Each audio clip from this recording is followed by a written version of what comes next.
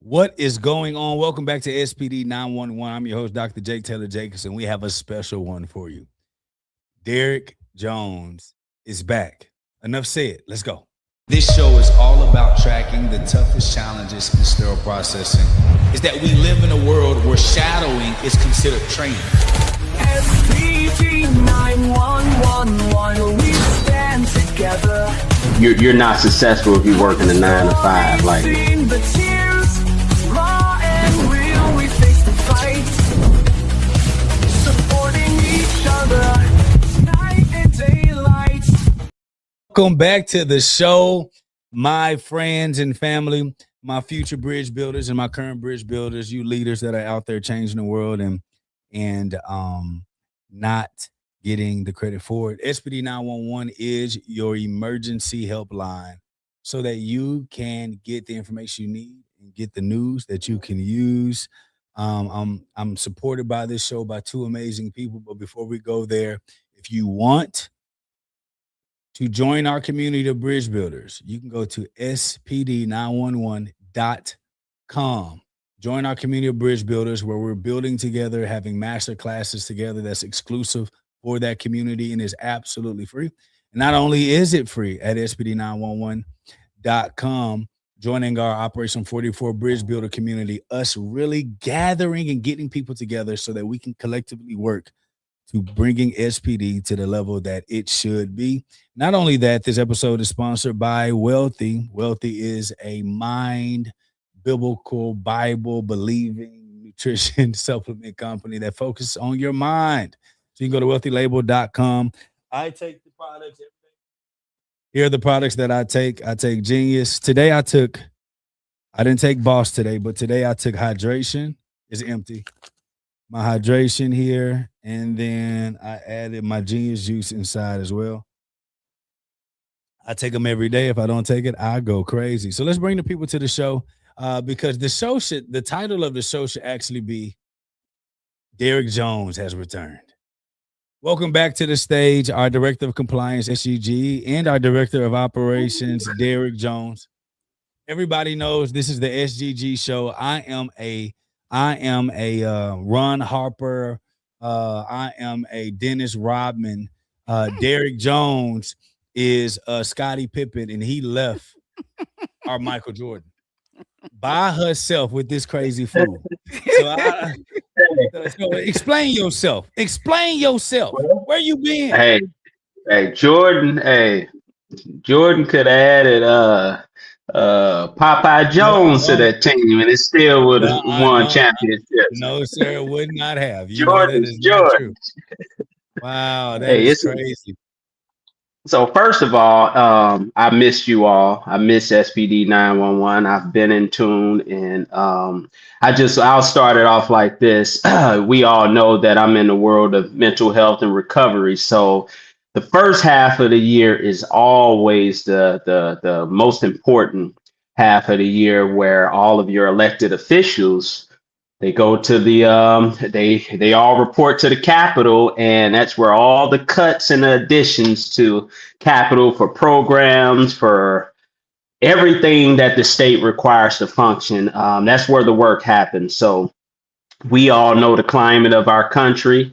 Many programs are being cut. So it was very, very important that myself and my team represent to save upwards of $6 million to $10 million being cut from services from around the area. So I've literally lived at the Capitol. And then after that much needed work, I took a small vacation for myself that I hadn't had for a while.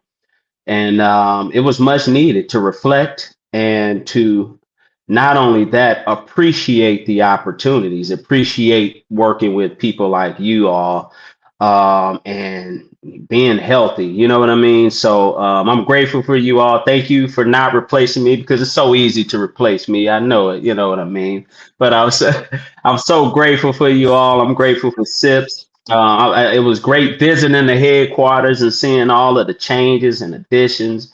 Man, this is a beautiful thing. I miss you, Miss SGG, and can't wait to get back outside with you. So let's roll. He think he could just flatter us, SGG. Like, we just gonna let him in the house. No, you got to sit outside and cry in the rain for a little bit. Hey, no problem. I cry in the rain. That's all right. Just throw me an umbrella. I'll sit out for a day or two. Uh, no, but Listen, I think what Derek is talking about is honestly a great segue for our topic of today. Our topic of the show is making more money in SPD or with SPD as a background. And Derek Jones started off as a surge tech and then got into a sterile processing from that route. And then now, he and his wife run a phenomenal nonprofit organization really focused on mental health. He does a lot of dealings and work with senators and governors and all the people that he can call and talk to. So sometimes he does have to go away from SIPS and from our platform to be able to help his wife out with her organization. I think it's an amazing thing to be able to see sterile processing professionals expounding and growing in other areas. So kudos to you and all the work that you and your wife are doing. We had the pleasure of hosting you at our house to eat. We had us a good old time, didn't we? Ooh, hey, still living some of the moments. Hey, look, Hey, look now, that's part of the SUG, now reflection, SUG. right? Hold on, SUG, before you get jealous. Hold on. Yeah. When you come to the city, you like to go hang out with Karen. You like to go hang out with the queen of sips. no, You know, the, that's the not little gonna people work. like me That don't ain't gonna matter. work. Yeah, It's not gonna work. I have not been invited to your house. Had you you're invited invited. me, I would How have about come. Uh-huh. I hang Hey, out you'll at the be Queen. outside in the rain with me, Dr. J. it? She just want two beautiful melanin men crying outside Listen, for her. That's it. listen. She want us, Had baby, you called me, please. I would have come. Listen, the Okay. Queen and I, we've been together for over 20 years, and the difference is I have a room over there. So I just go Yeah, Mm, home. When I'm in mm, yeah. town, I mm. just go Yeah, home. yeah, ain't no room. Yeah, ain't no room over there. Living over here. But I will tell you, I got transportation. I'll get you to and fro. We ain't got to worry about the transportation. All right, you gonna be able to ride and arrive in style, baby. I got you Okay, on that. okay, okay. Say you It's may good to even cover see the you, Derek. hotel, but great Yeah, seeing you as well. yes. To make it up. To make it up, I may do a little something, something. No, we're gonna take her Okay. back to her home. She said she got a home, Karen House. So we're gonna I take got her it. That's to her I right. home. got it. There you go. But people leave home and go to dinners. Mm, I got you. mm. I Okay. got you. We'll cook. We'll do the whole All right. All shebang. right. Let you meet All the right. children. I'm coming back to Dallas, Duncanville. I'm on the way. That's right. After Thailand. After Thailand. After Thailand. Mm. So we're talking about making more money in SPD, and I think it's an honest topic to have, a conversation to have. Um, and one of the scenarios we had, was two techs working similar work, but one gets paid more. And the question was, and I'm sure this is probably from a newer tech or someone who hasn't participated in travel or anything like that. Hmm. The question was, why do some techs make more money than others doing the same job? Yeah. Why do some techs make more money than others doing the same job? Hmm. Okay, I'll go first so that Come Derek on can with build it out. Okay, so this it. people ask questions, and sometimes let me just say, knowledge is power. And so the more you know, the more you grow. So here we go. You have two texts. Now, in the real world, let me just put it out there to all of you all listening. You should know what I'm making. So that's number one.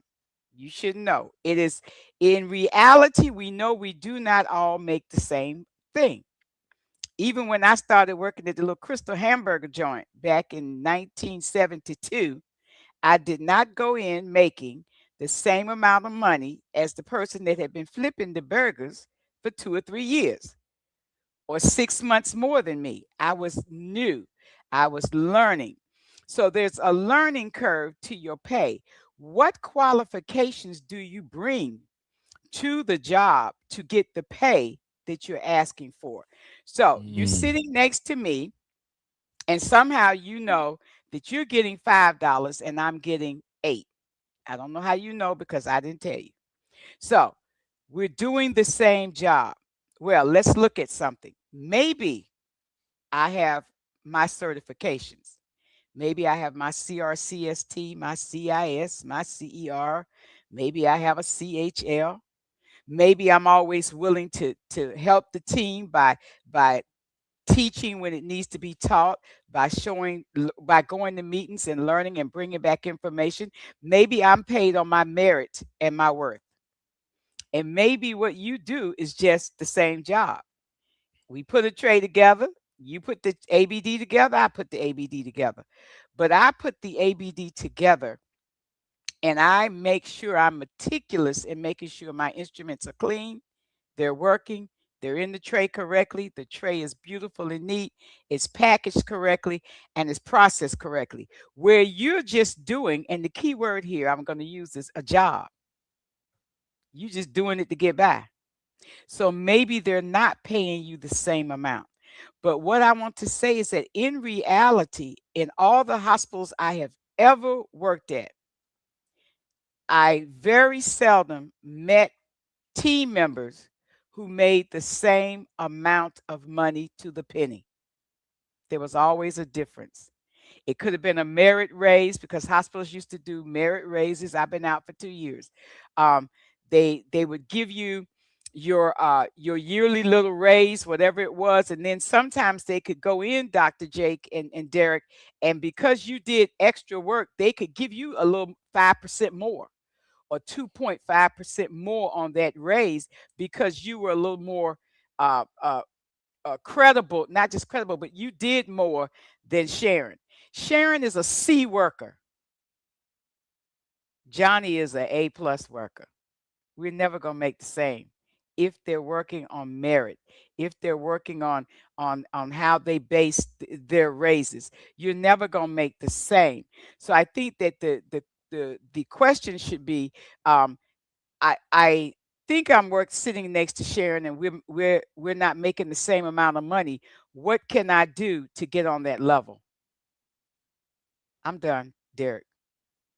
And I agree. Just to piggyback off you, I would start with the top, right?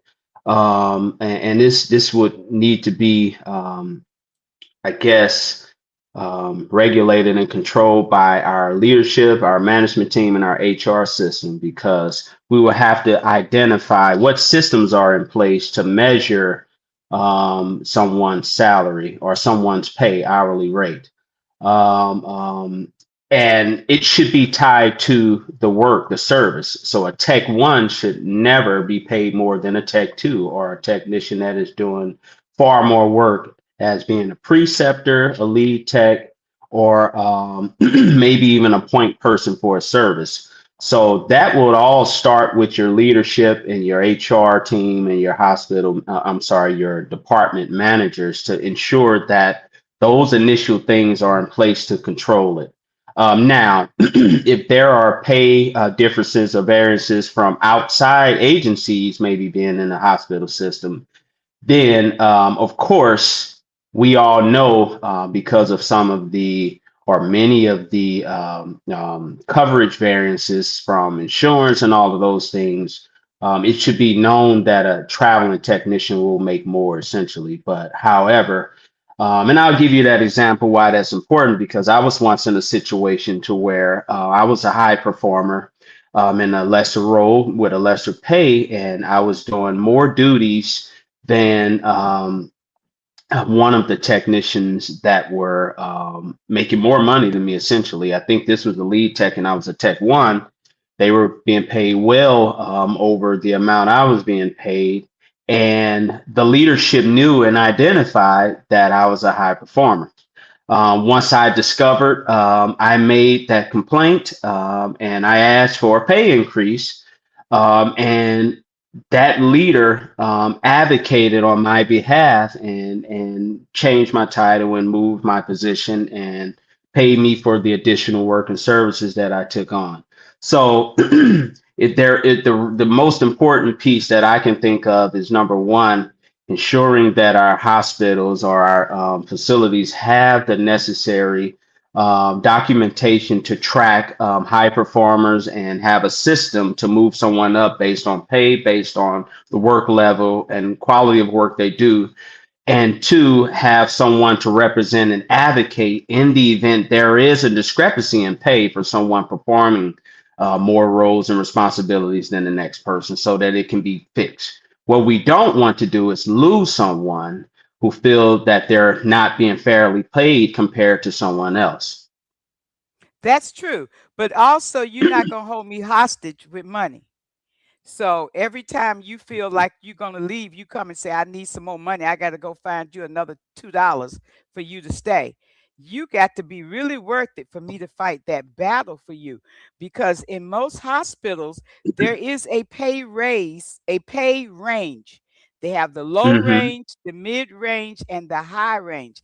And we, as the managers and or supervisor leadership, we do not have the authority and or the ability to change your pay. As you say, we can advocate to change your pay.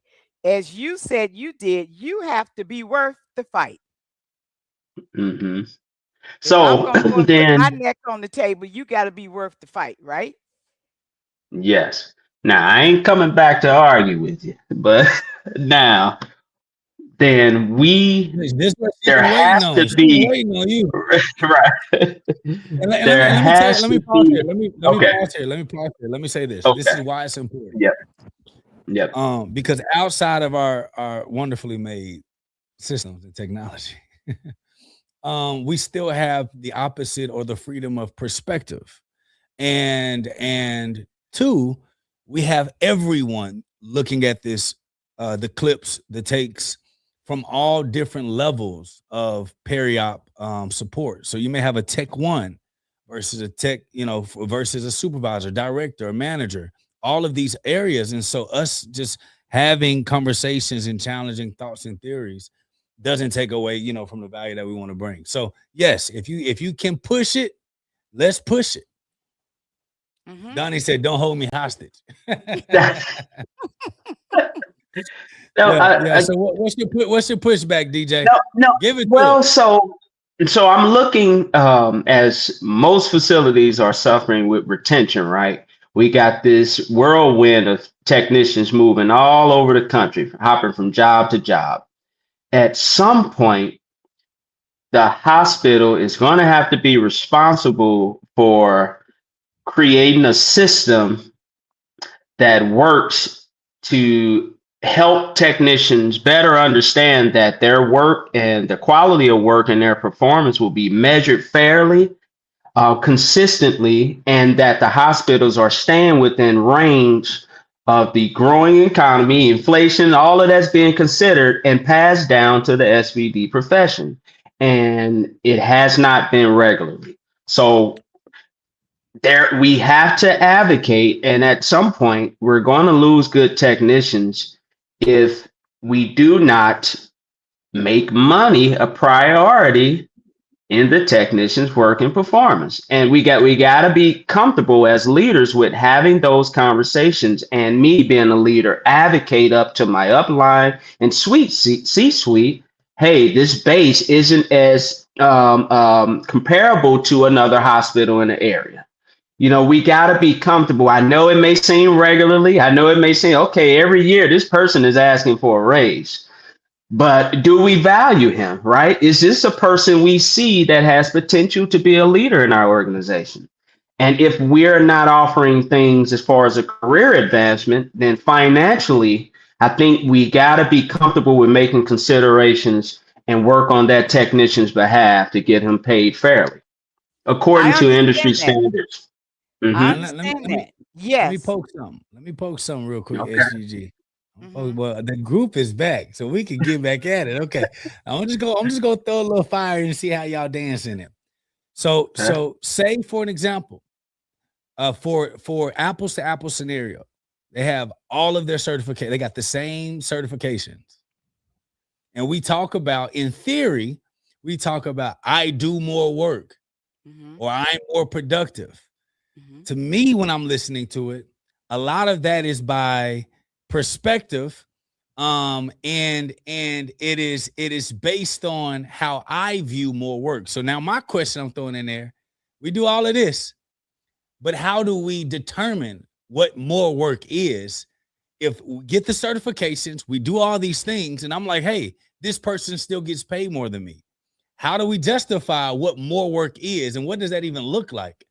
And y'all know I got the answer. I just want to Well, see what y'all you got. have to have a system in place that actively audits that data, sir. You have to know what more work is by having a system saying, these are the, not just saying I want you to do 20 trays a day, because I could do 20 L&D trays and not even compare to Johnny who's doing 5 open heart trays. So we There we have to go. have a Okay. Okay. system in place to put you up against each other to say, yes, Derek, it is your perspective. It's your thought that you're doing more work, when in actuality, when we put the apples to apples, you haven't even come close to what Sharon is doing. No day this week. In fact, you're running behind.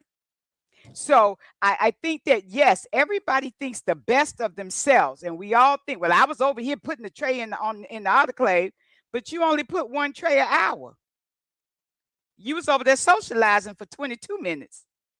So when we look at the whole picture, we have to have some way to quantify your version of you do more work than Sharon.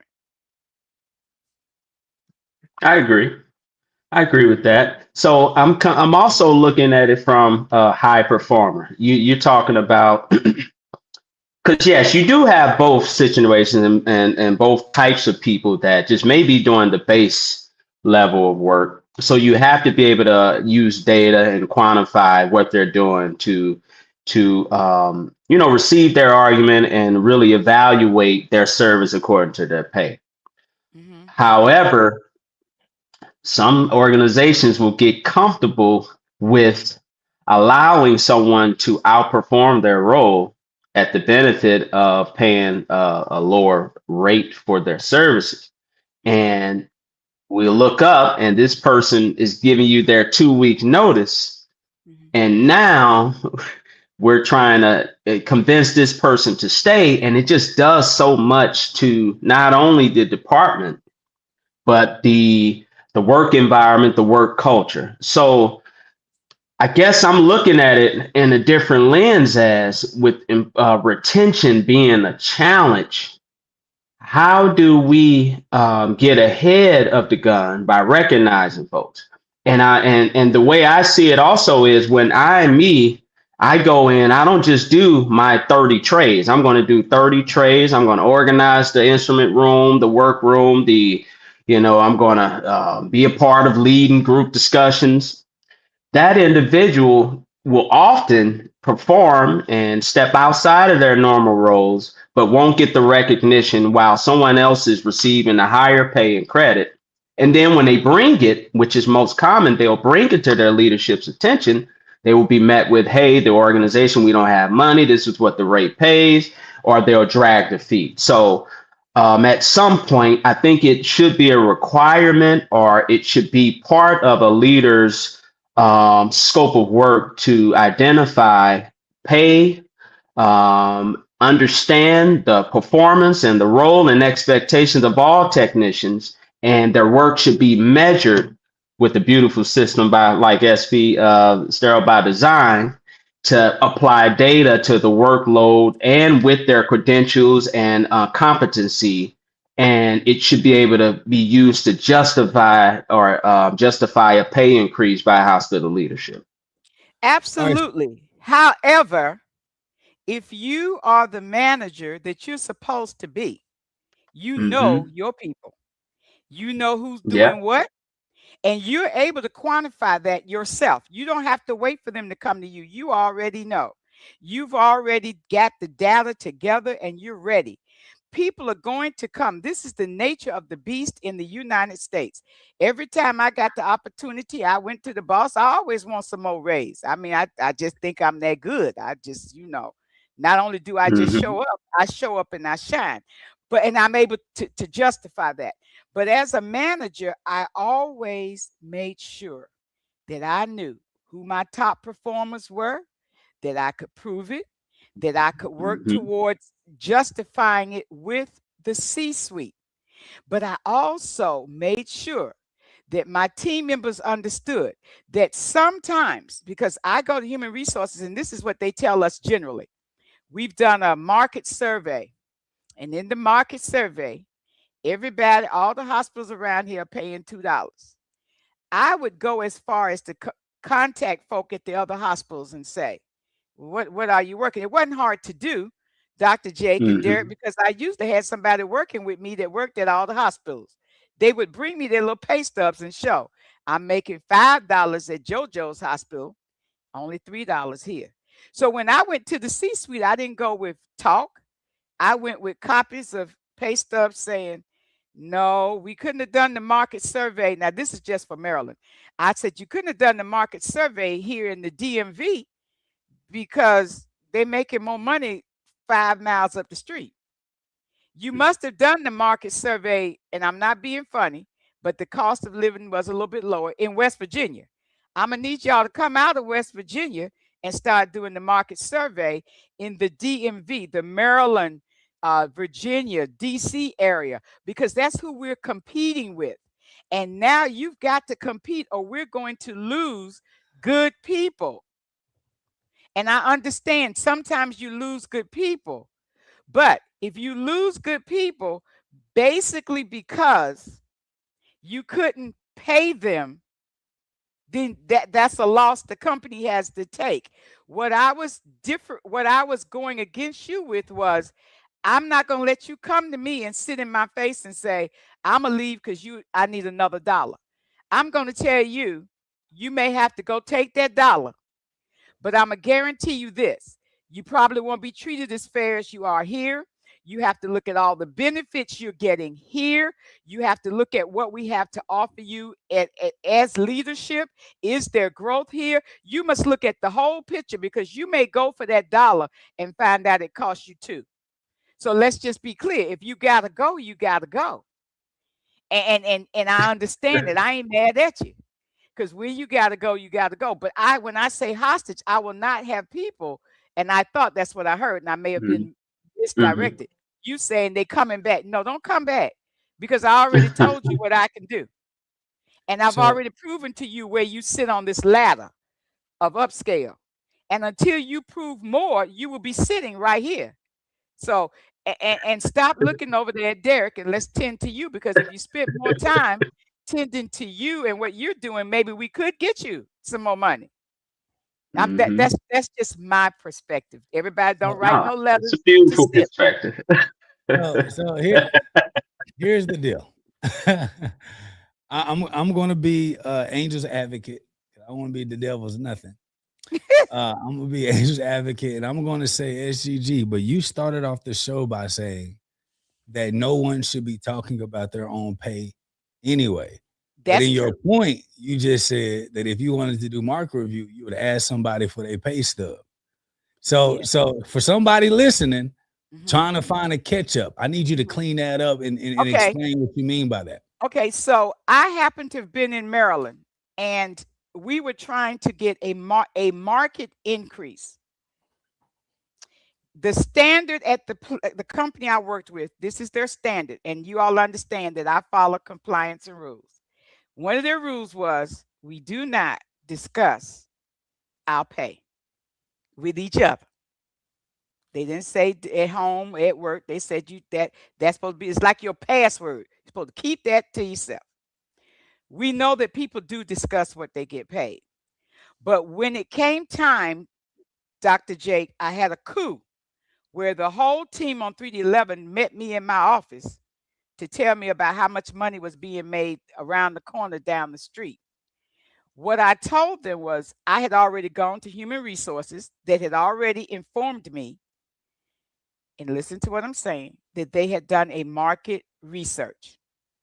And in the market research, they said, Ms. Golden, we did the market research and we are on the same level as every hospital around here. We don't understand what your team is telling you. People don't always tell you the truth. That part is true. but we don't understand. We don't understand what you're saying because we've done the market review and we are standing on what we found. Well, I then went back and told the team. They said they did the market review and y'all don't know what you're talking about. To which my team member said, Miss Golden, I work at Joe Blow's hospital. And the reason I work over there is because this is what I make. And I said, I can't go back to the people with hearsay. I'm going to need you to prove it. I marked off their names off their little pay stub or whatever, but I said, if you're willing to share your pay stub with me, now when I go back and they tell me the market research, so everybody making $2, I can go back and say, but we have someone that's working here. We have several people working here, and they also work at Joe Blow's hospital. And Joe Blow, according to the pay stubs, which are current, is paying them more. Can you please tell me now where you did the market research? And that was just for the Maryland DMV area. Where did you do it? Because you couldn't have done it 5 miles down the street because they're making more 5 miles down the street. Did you do it in outer states? And that's how they do it in this area, Dr. J. Did you go to West Virginia, North Carolina, South Carolina to come up with what they're getting paid to determine what we should get paid? Because if that's what you did, you're doing us a disservice because we're not being paid market value. So, and I wanted to give you a chance to clear that up, SGG, because, sometimes when people listen, they hear one thing and they hear the other, then they try to discredit the entire conversation. So I wanted to come back so that you can anchor that point that SGG was saying, hey, I didn't go and say, hey, give me your paycheck. I told my staff, I can't go back with this information. You're the one who made the claim. I need some proof. Then the staff member stated, I have my own proof. Here it is. So I just wanted to clear that up just to make sure that we was good and we tied all the knots. Thank you so much for that, because I do live on 2 planes. I mean, I when I tell you I had a clue, when they bust into my office, I was like, wait a minute, I'm going home. Hold on. So there's as you all were talking, I was here to kind of taking notes. That's why my head was kind of down. Because I wanted to talk about several different things, especially when it comes to this pay increase, right? One, if your organization, as SGG stated, doesn't have a system, now everyone talks about a system, right? But we're talking about an ability to determine the true value of that specific person to your organization based on how they chronologically progressed through your through the development within your organization. If you don't have that, it doesn't matter if you know them as a manager, you still can't truly define exactly what it is because you can't pinpoint everything. And so it does cause the moments of contention when there is not a real formula that we can actually formulate. Now, what SGG was saying was, but if you do have it, whether manual or not, where you have different sets and protocols that's required with every step, and it has to be more than just go get your certifications, come back, and then you get a raise. It has to be things in action and in practice so that you can be able to actually build that value around what you believe that you should get paid. Now, the second point that I wanted to make, because I love when y'all are bantering, so I didn't say nothing. But the second point I wanted to make was, just because a hospital around the corner is making more money does not justify that you deserve to make more money where you are, because we still are dealing with the business of economics. The hospital around the corner could be doing 50 million a year, and your hospital could be doing 20 million a year.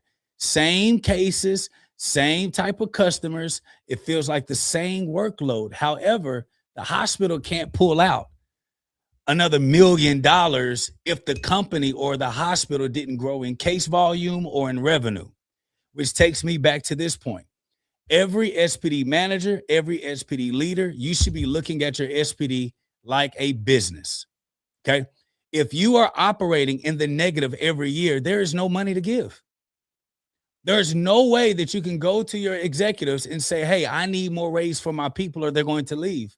If you are operating and busting your budget every single year, And I was working with SGG. I was working with a peri-op leader, very, very, very, very, very talented person that at the level that they're at had never been taught how to actually break a budget down to truly determine the future or where the budget should be for the next year.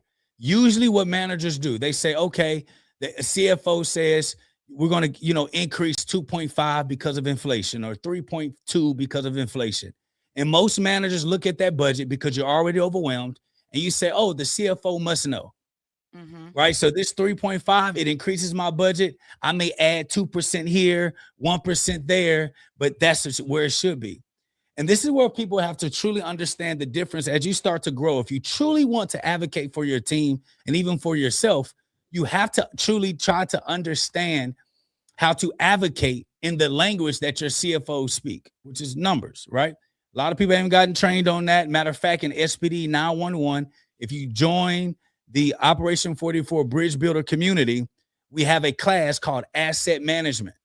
It's a master class that I did. You can go and watch it. It is absolutely complimentary free. You just have to join the community, and we'll be doing more of those sessions so that we can start building up your palate and your ability. Because here's what we did, SGG and DJ. I'm going to geek out for a second because it was profound. Because I'm talking to the person, they're really good at what they do. So then we're talking budgets, and when we're talking budgets, what happened was I'm like, okay, how do we come here to this budget? How do we get here? Because if we have to run this, I need to know how you got here.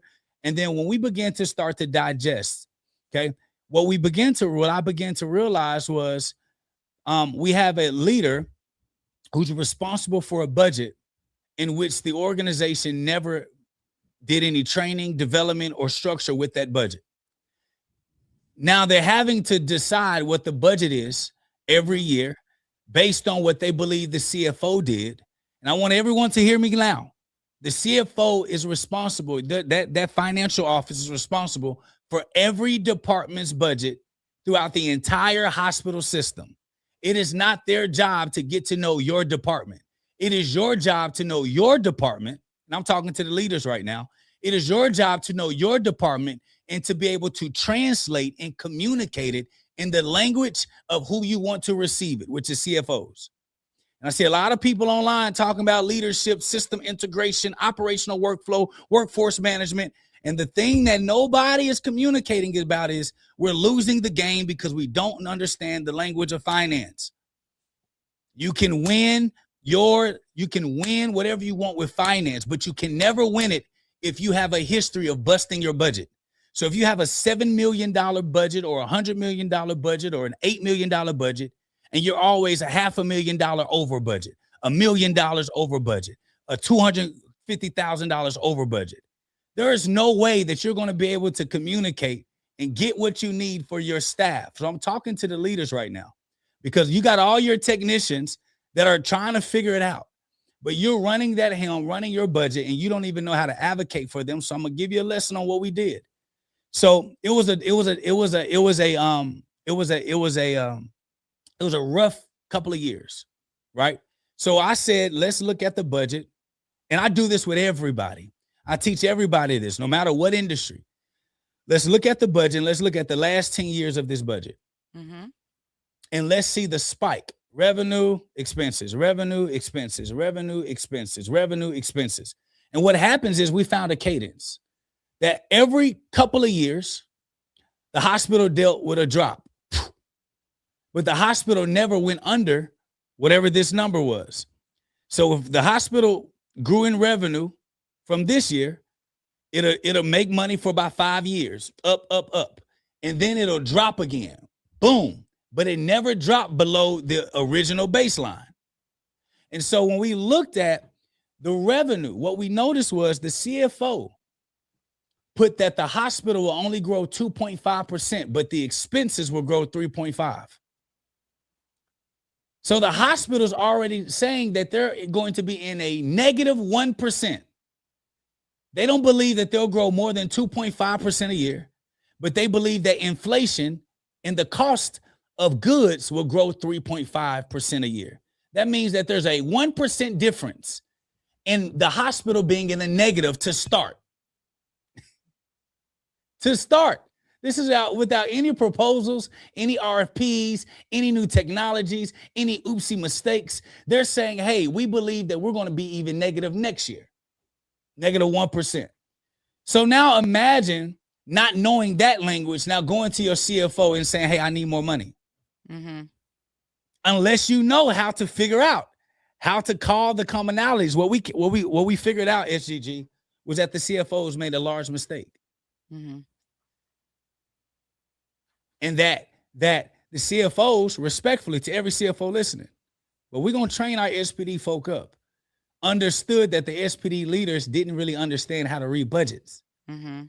And what we Absolutely. realized, SGG, was that they were hiding sales to get the person to agree to the budget they saw, and then putting the sales back in, and then raising up the cost of expenses so they can move the losses from another department to the Department of SPD. See, we talking, everybody talking fluffy stuff. Right. But we're talking real deal. Yeah. So imagine if you ran a multi-million-dollar company, would you let somebody else run your finances? No. No. Absolutely not. If you would never, you'll say, oh, I may have an accountant, but I'm verifying you. I'm gonna know all my sales, I'm gonna know all my numbers, because SPD, your revenue is whatever your budget is for the year. Mm-hmm. That's your revenue. Right. So your job is to be profitable, not be in the negative. Because when you're profitable, the more years you're under budget are the combination of your leverage you have to levy for more pay. Absolutely. So that means that you as a leader, you have to ensure that your technicians know every mistake you make makes it harder for me to go advocate. Every time you quote a corner makes it harder for me to go advocate. Every time you decide to say no makes it harder for me to go and advocate. And what happens is people begin to start saying, hey, turn off. See, everybody want the lights on until you got to pay the light bill. Yeah. But when you realize those mistakes, I know everybody like to say patient care. And yes, patient care. But a lot of people think of personal care first, then patient care. But when you realize that your personal care is being interrupted because you're not being good with your patient care, now you're going to realize those mistakes do affect you. And in more than 80% of SPDs in the country, many of them are busting budget every year. Absolutely. Dr. Jake, when I first, and budget is not something that was actually taught to SPD managers. We were taught to look at the sterilizer, look at the sterilizer, wash the decontaminator, get the process done. When I first was able to sit down with a budget, Dr. Jake, you're absolutely right, because I couldn't figure out why we couldn't, number one, pay people. Number two, why we couldn't get FTEs.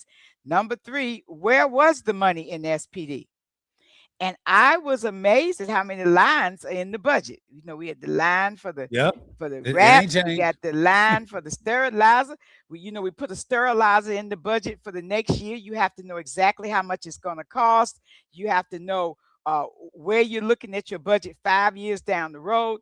We weren't initially taught that. So you're right, we didn't know. But once I realized that you gave me a budget of $15, and if I maintained the 15 or came under, I was in a good place. My operation was not to go above 15. But I also had to be aware to know that what you were asking me to do for 15 wasn't going to work, and I was really going to need 18 this year.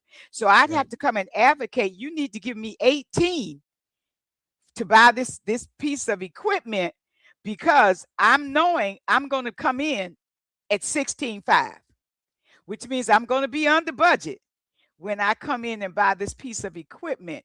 I would go back and tell the team, Dr. Jake, y'all throwing all the indicators, they sweeping them up every night on the floor. Do you know what we spend for this? Your budget is in the trash can. Y'all up here wrapping trays with tape like y'all like tape is just free. Do you know how much a roll of tape costs? Yeah. You're over here not paying attention to different processes. Do you know what it costs to run a low temperature sterile load and have it abort because you didn't do what you were supposed to do? You're costing us money. So yes, you're absolutely right. I was able to come in and say, looking at the budget to the team, this is what they gave us to spend this year, and this is where we need to stay. That's right. And if we stay here, we can go back and say, look, Yep. we saved money here. Please Yep. give me my $15 I saved and give it to me over here, because Yep. I'm really, so you're right. But that's something, as you made very clear, as in general, please don't write me no letters. In general, I was not taught that as an SPD manager. Maybe some of you all were, but as an SPD manager, starting in the 90s and coming on up, they never even showed me a budget.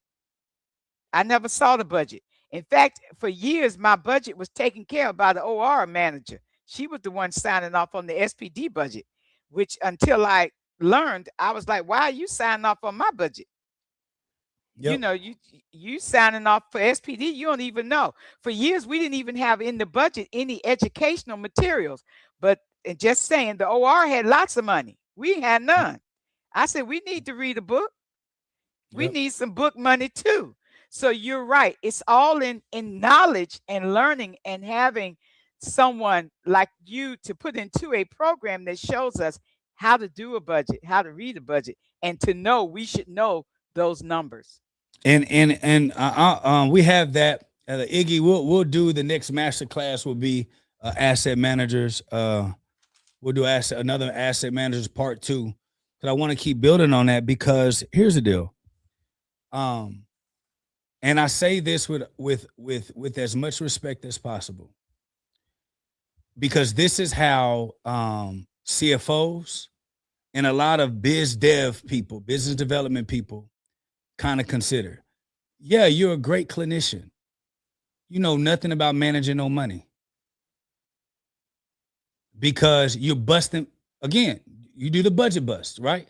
So then this is where I want to say this. When you're listening, when you see your CFOs create what the average annual increase of 3.5 would be, 3.5 is that 3.5% interest or inflation increase in SGG. Y'all had that too. When you see it in that budget, they put it in there. Yes.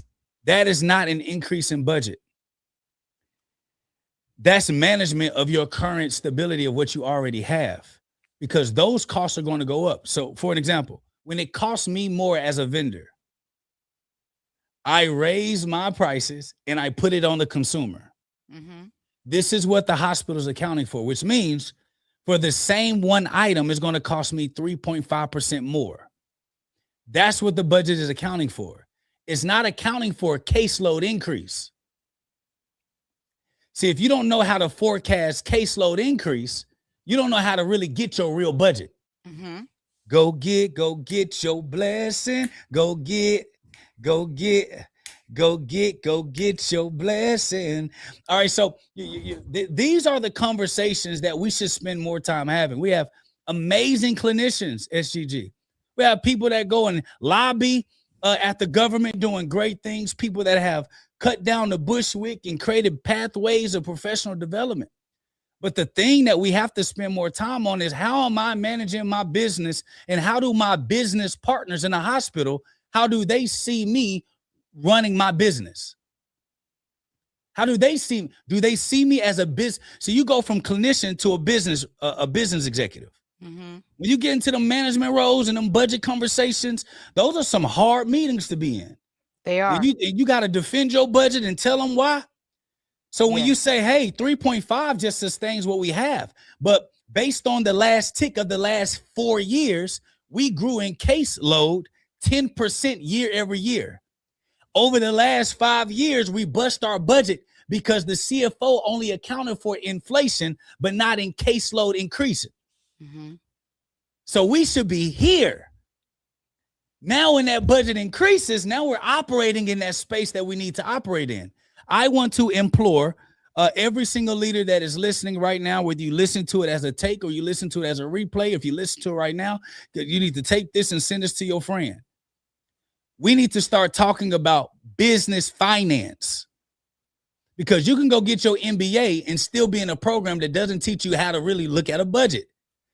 Because MBA operational leadership, you spend more time on leadership and operations than you do budget. when you're required, especially when you're not in a revenue driving department,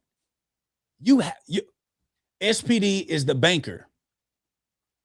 It's not your money, but these are assets you're responsible for.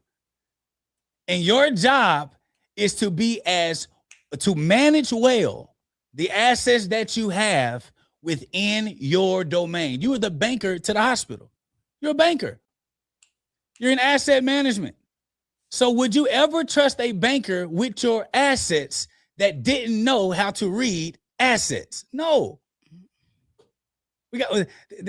I think this you this is one of the preaching. pieces. Go ahead, DJ. Go ahead, DJ. No, I said you preaching. Go ahead. Carry on. Carry on. I just wanted to say that because everybody can come to the table talking about, I need more money. I'm worth more. I am this. But if I were to look at your error log and see how much you cost the company, I can say that was your raise. Mm-hmm. That $150,000 you thought that was nothing, that you did in all PPE and them gloves you keep stealing to do your daughter's hair business. Yeah, because these gloves, everything that gets sold to the hospital gets inflated. Mm-hmm. Yes. So it ain't the same cost of your cost in Dollar General. Them dollar gloves, them same gloves in the healthcare is $15.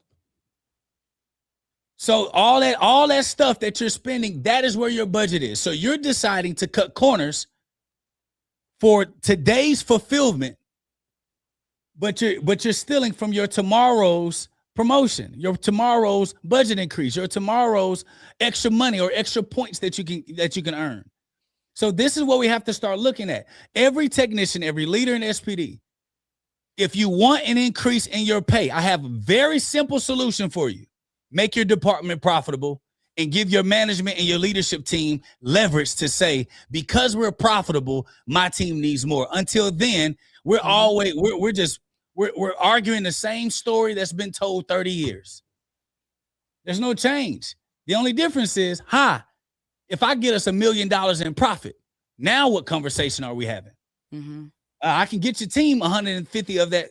Now we having levying conversations, because that's the main piece that's needed. And so I just wanted to say that right there, because I think it's very important for us to say everybody want to raise and everybody think that they worthy. But the truth is, if the numbers ain't numbering, and if your position isn't helping the hospital make at least 4 times more than what they pay you, if you're losing the hospital more money than what they pay you, you're no value. There's no value there. There's no value there. And if we start looking at it like that, a lot of us will take more accountability of the position that we're in and say, you know what, we all are going to, all the leaders that's on these platforms doing great work, speaking a good name, pushing the name of Sterile Processing out, I say thank you. But now my call to action to you is, now what's next is, now we need to start teaching the parishioners and teaching everyone that's in the field how to start reading budgets and operating more profitably. If you don't care about the patients, if you don't care about your job, if you don't care about your position, if you don't care about your people, I know you care about your pay. Mm-hmm. And your pay is based on how profitable you are. That's what it is. How profitable is your department? There's nothing else, that should be said when it comes to that. And then here's the last piece. Because I wrote them down. I wrote them all down. Every point y'all made. Because they all were good. But they gave the clinician answer. So that's why I let y'all do your banter thing.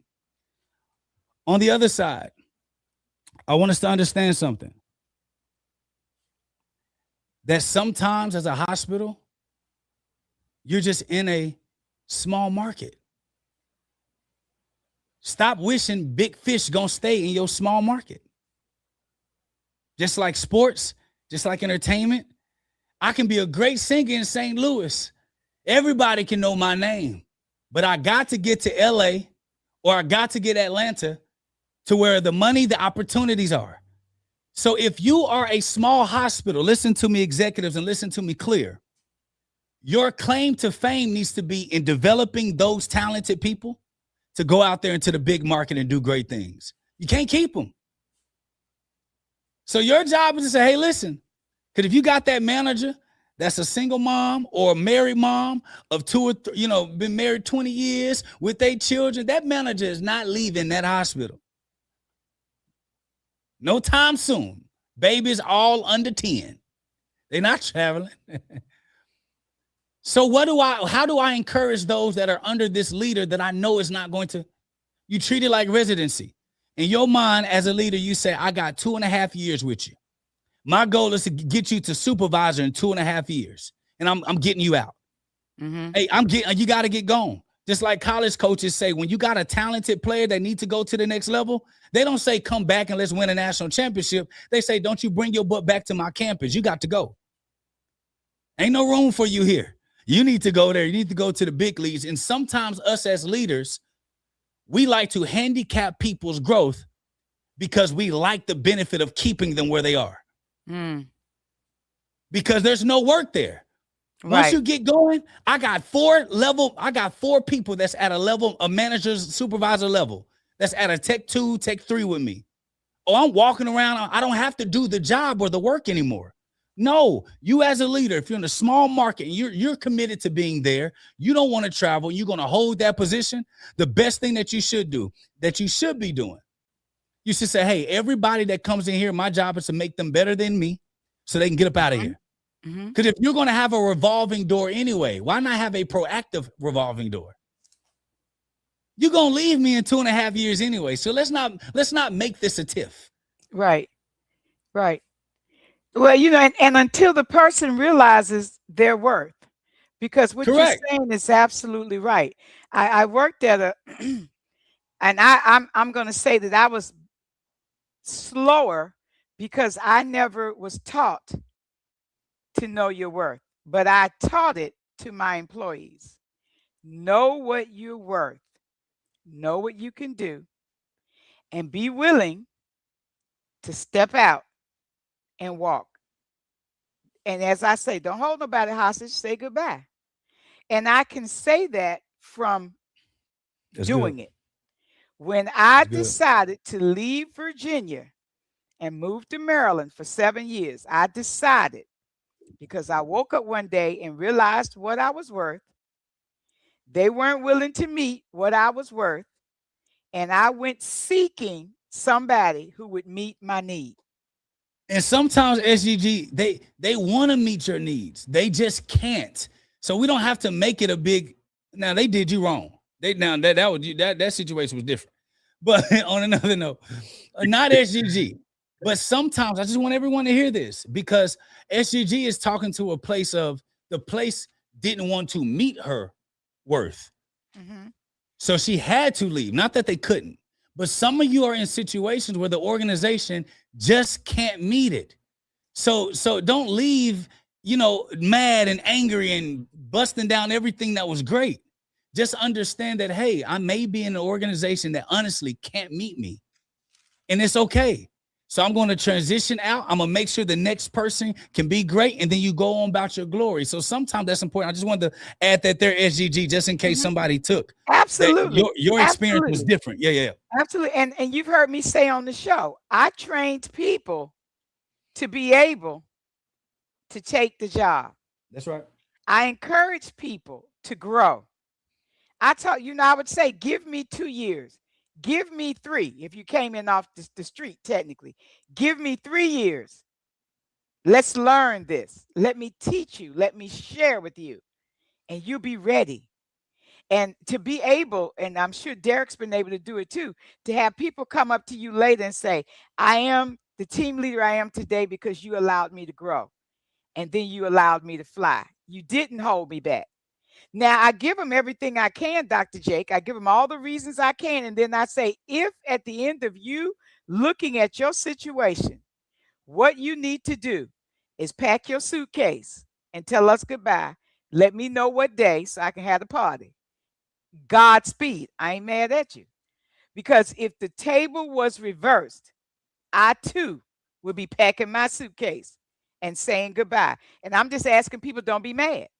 I've given you 110% while I was here.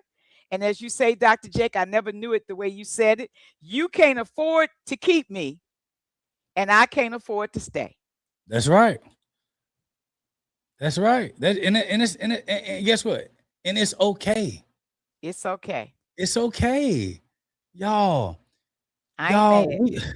we be getting upset, mad, and burning bridges in relationships for nonsense. Mhm. Nonsense. And sometimes you do think you're valued more. And you go into the market and realize you're not valued more. But I do have a rule. SUG, you can't come back though. Okay. Okay. So when you Okay. make that You decision, can't come. Well, I kind we- of didn't have that rule.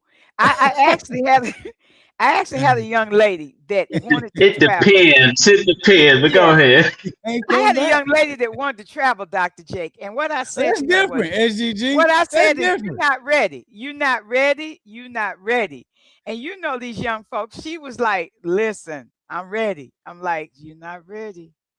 But okay. And she left. And she didn't even last 2 weeks. And I was like, okay, I'm gonna let you come back till you get ready. Well, that's just because you didn't get your replacement in there yet. you didn't. Right. You didn't have another person. Let's be honest now. You needed another week, right? You can save me with the I always have a room for you, girl. Stop. You didn't replace her and you needed that person and you didn't want to keep paying no traveler. Oh, that's the truth. No, I'm saying that's the truth. They Listen. don't come. That's the truth, girl. Go to you tried to get me on that But one. no, but you know, you have to think back. I got age on me. You have to think back. I did usually tell people, now when you go, this is not a revolving door. I'm gonna try to replace you fast as I Oh, can. look, now DJ, now the truth come back. She told me, oh, You cleaned it up, right? I did. You know what, Dr. J, I did used to say, don't come back. Look, That was she just one wanted to make occurrence, sure- right? Look, DJ, she just wanted to clear up just in case that young lady said, she brought me back. Look, she was typing now. She deleted it now that she cleared it up, right? You had Yeah. now there's never a definitive anything. You do have special exceptions or exceptions to the rule.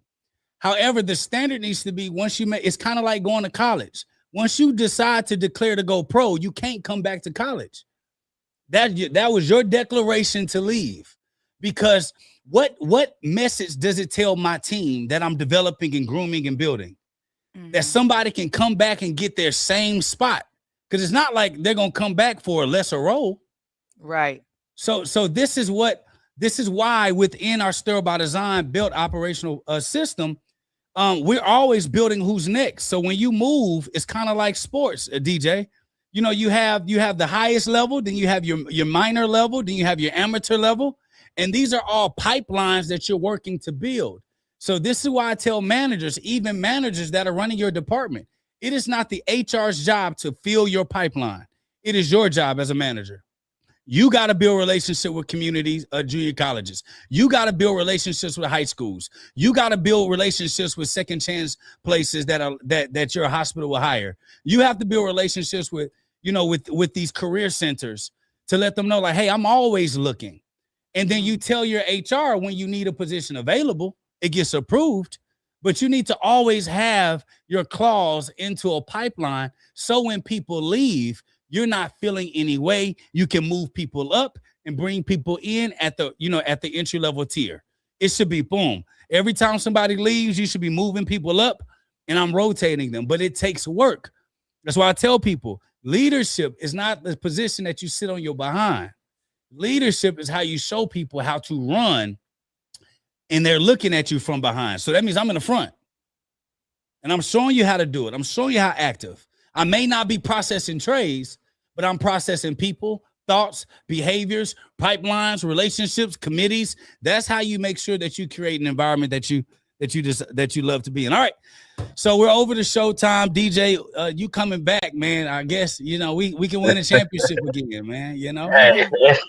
Now, you know what happened is SDG. I should have hit DJ with the once you decide to leave, you don't come back.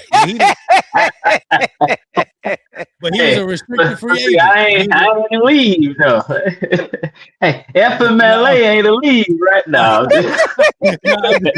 I'm just kidding. I'm just kidding. Everybody, you know that we love you. In SGG, as we always do, go ahead and end the call with a message that you want to let people have. And then we're finishing with you.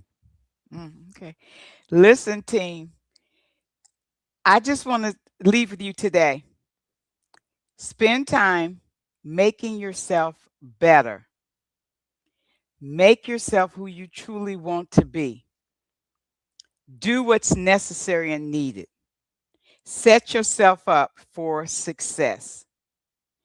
I didn't always make the amount of money I wanted to make. I probably still don't make the amount of money I want to make because we always want more. That's a human factor, human nature. But I did get myself to a place where I felt that I was being rewarded by pay what I deserved to be paid. And anytime I didn't feel that I was getting paid what I deserved, I worked towards making that change. I didn't go in with Johnny's making more than me. I always went in with the facts, just the facts. This is what I bring to the company. This is what I have done to improve myself. This is what I do to help improve the department. This is why I think I deserve to be paid more. Didn't always get me a pay raise right away.